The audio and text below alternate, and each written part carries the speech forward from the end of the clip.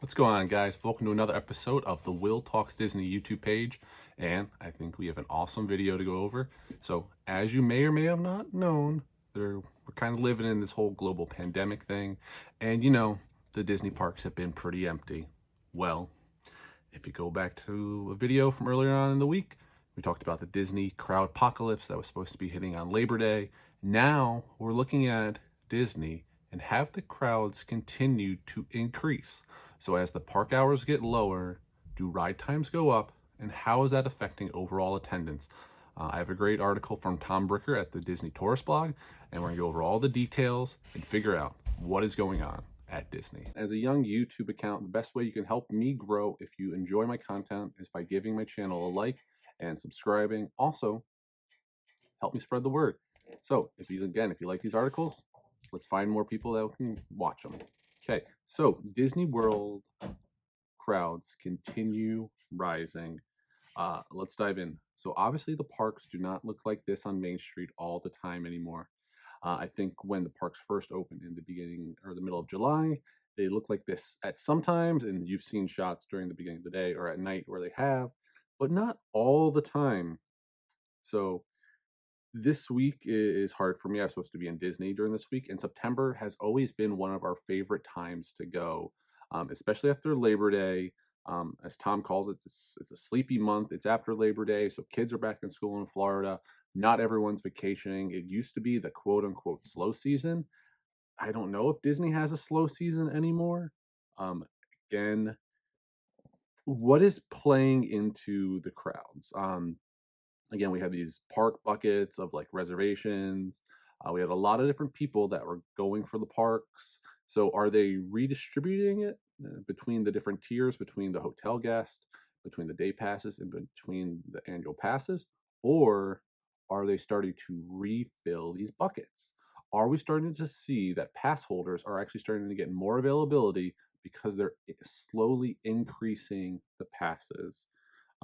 So let's dive in and let's see what's going on. Now, again, I think Disney has done a great job with crowd capacity. Maybe they're not reacting as fast as I would like to see. Um, they're not at the level where Universal has seen the first come, first serve, which I think is a good system. It allows more people, it's more flexible, but maybe this also leads to higher crowds. So, again, I think Disney has done overall a great job, but I think they need to be a little bit quicker to adapting to this ever-changing situation. Um, so again, usually, and when looking at this, there's not really a carryover from Labor Day. I mean, Labor Day is like the big end of summer. Maybe you have people that are staying till Tuesday, Wednesday. So now again, this year, maybe it's a little bit different because people maybe canceled their summer vacations and then pushed them to fall. So maybe that's one of the components that we're seeing here. Again, crowds at Disney are still pretty empty. I mean, the queue for Haunted Mansion coming out here isn't anything really that abnormal in this post-COVID world. Um, so could the crowd levels be accounted for because of the reduced hours? I think this is a factor that's obviously taking place. So after September 8th, Magic Kingdom and Disney's Hollywood Studios saw an hour go away, and then Epcot and Animal Kingdom saw 2 hours being cut. So that means there is a lot less time from an overall standpoint of people being in the parks while all trying to do the same thing. Um, so again, it would make sense that we're seeing more people. But when we look at the year over year data, so there's this great site called Per Thrill Data. So if you're a numbers nerd like me, it's definitely a great website to check out.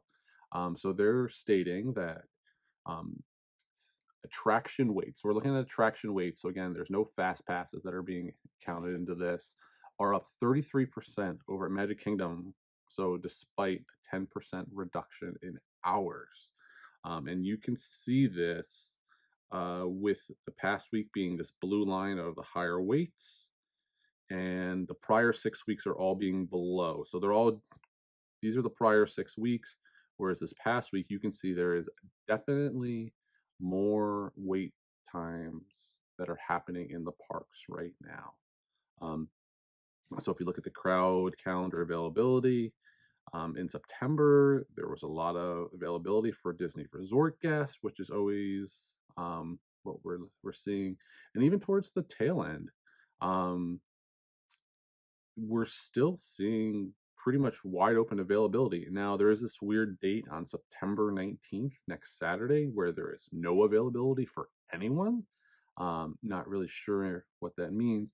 And again, here's where I got into earlier about the buckets aren't necessarily being reallocated as they were before.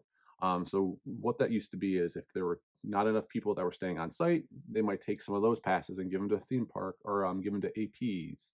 But now we're starting to see them be either replenished or refilled. Um, so they're different. Whereas before you would have, say, there was 100 passes between the three tiers. Say, resort guests only took 25, day guests took 25, and they left the rest for APs at 50.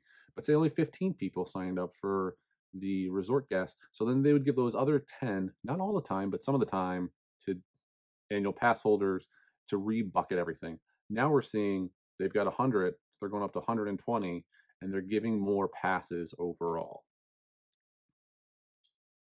So again, there have been times where we've seen zero availability across all buckets, and then out of nowhere, an inventory dump. So I think Disney is doing a good job of replenishing the buckets and allowing more people in.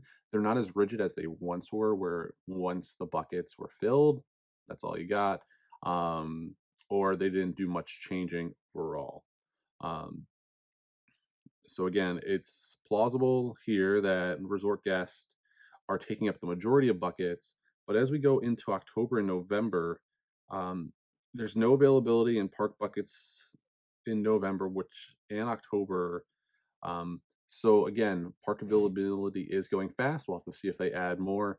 Um, so what are some of the causes that this could be happening? So it's worth noting here that we have the Disney World cast members. So you have a lot of them that have been furloughed, are still furloughed, that are now allowed to go into the parks. Everyone except for Hollywood Studios.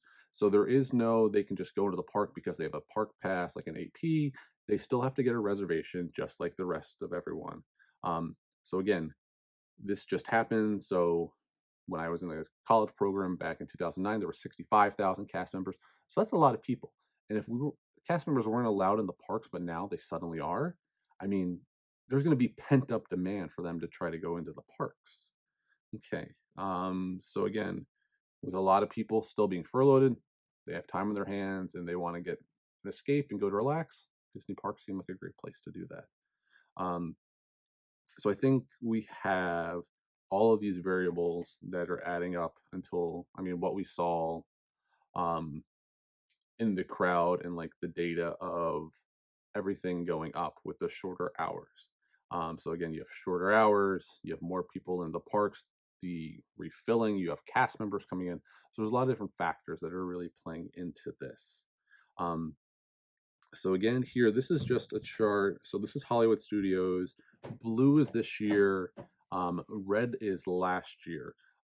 So one big point that we must point out is last year there was a hurricane that hit during the same year-over-year time period.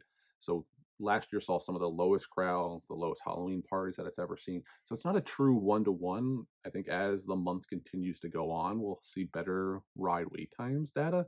Um, but again, Rise of the Resistance is always not the most reliable. So they saw this, I mean, this past weekend, it only went through 36 groups and then 40 groups, whereas during the week, it went through 128.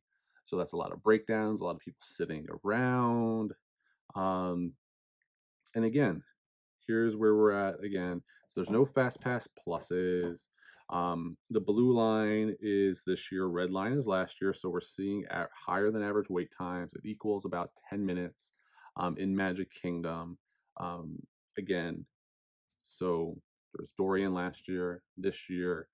Um, but still, we are seeing bigger wait times. And I guess this goes into an overall discussion of if Disney is still charging the same price, but before it's because there's no wait times, you can see the cavalcades, the parks are emptier.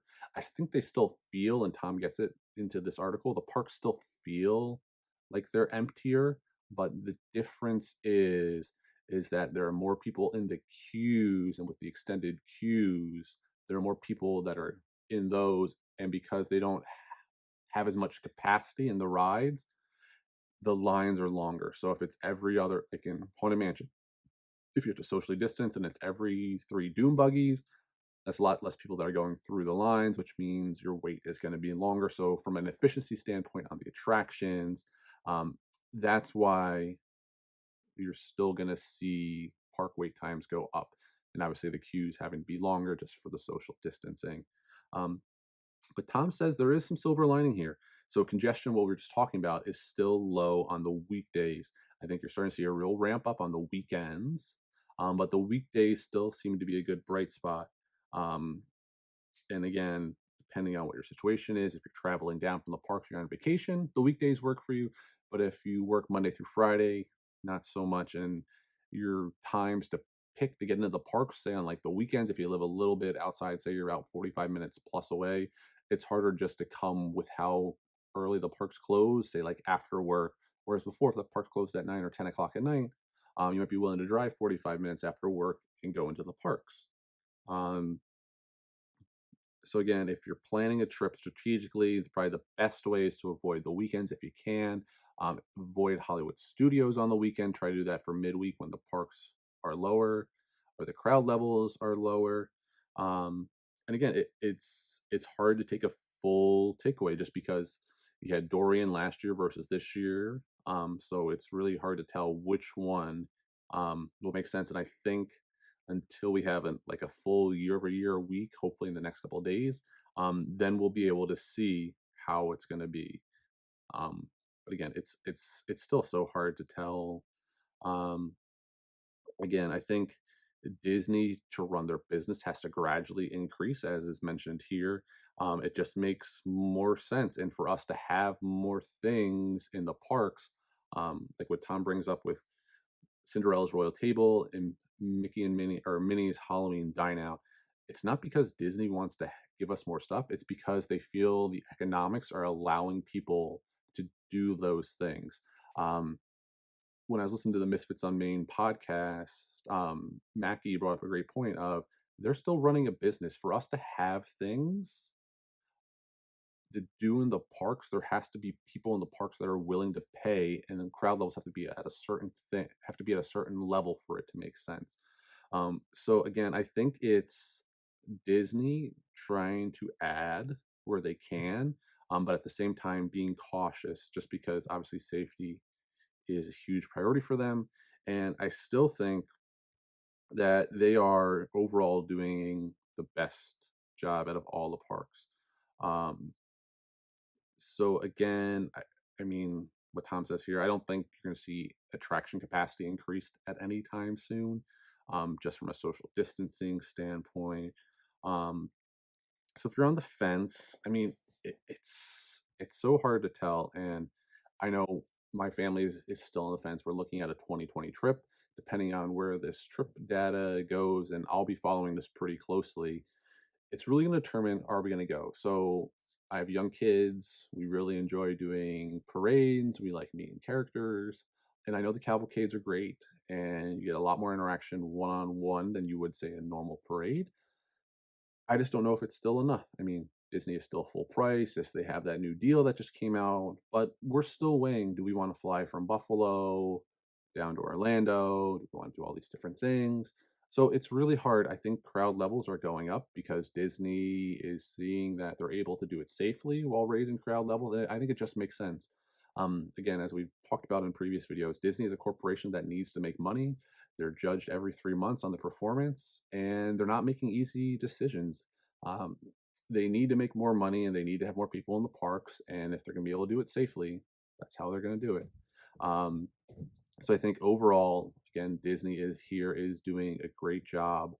Um, from a safety standpoint, I think we're going to slowly, gradually see them raise the levels, and I don't think they're going to necessarily tell us all the time. So I'd love to know what you guys think.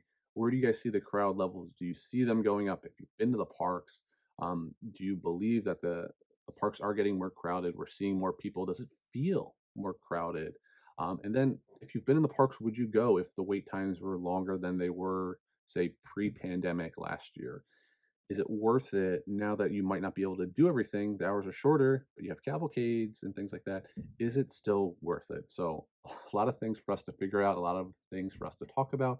So, as always, have faith, trust, lots of pixie dust, and I look forward to the next time we talk Disney.